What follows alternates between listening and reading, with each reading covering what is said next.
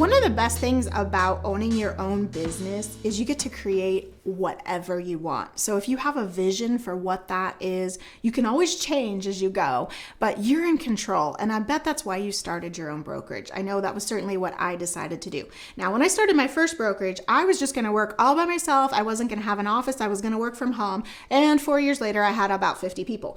Plans can change. But I want to let you know, after having grown 2 large brokerages, that honestly, you don't have to feel pressure to go out and create something huge if that's just not really your vision of what you want. I think in our industry, there's a lot of this competitiveness where we feel like other people are judging us. They're looking at our stats, the public's looking at our stats, and they're looking at what we do. And then you start getting into a place where you sort of maybe want to challenge yourself a little bit and you're thinking, well, maybe I'll just keep hiring because I can. And you kind of start doing this whole thing.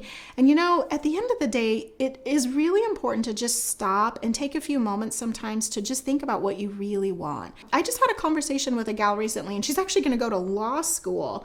And I was like, wow, what are you doing hiring agents? And she said, well, I'm going to be real busy with all of that. So I want people to support me. But she was putting pressure on herself to feel like she needed to go create something large just because I think the opportunity is there. And we think that's what success is. But to me, success is, making enough money that you're profitable and you're happy with what you make, but it's actually creating a lifestyle that's going to make you happy.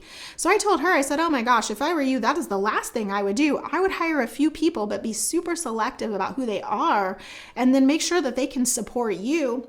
You can give them leads, you can do that. Work as a small team, but I wouldn't hire more than 5 people, and I might not even hire 5. It might be 3 or 4. And I said, how does that feel? And she said, it just feels like it took all the pressure off. So I realized that, I had to think back to when I started my first brokerage 12 years ago and how that feels. You do you can get caught up in this thing where you're sort of feeling like, oh, I have to go create this big thing just because we think that's success. But really, it doesn't have to be. There's nothing wrong with having a smaller team. If you want to have 2 agents and an assistant, or you want to have 5 or 10 or 15, that's perfectly okay. And maybe to you, 15 sounds like a lot, but you can create whatever you want. So I encourage you to really start with just kind of, thinking about yourself and just getting some quiet time to reflect on where you think you want to go.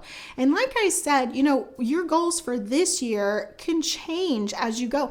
Maybe you've got young kids at home, and in a couple of years, it's going to make sense to keep growing. But for right now, why would you give up that valuable time with your family that you can't get back just to go out and try to chase something that you don't have to chase? So really, think about how to be profitable. If that involves you generating some leads and then your team is working those leads, putting splits in a certain way that really is favorable to you, but maybe you offer training and support in a way that balances out. Just think about those things and just recognize that you don't have to grow to be large. Certainly if you want to, lots of us have gone out and done that. And there's, obviously kind of a roadmap for how to do that. And it's always an option for you, but you don't have to do that. And I just sort of forgot that pressure exists until I had that conversation with a brokerage owner a few weeks ago. And then I was like, oh yeah, I need to remember that, and remember just to let people know, you get to create whatever you want. So just never lose sight of that.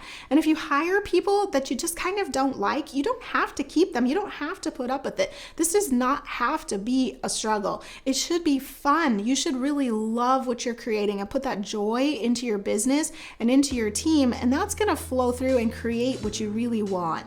So just a couple thoughts for the day that I think a few of you probably could use that reminder.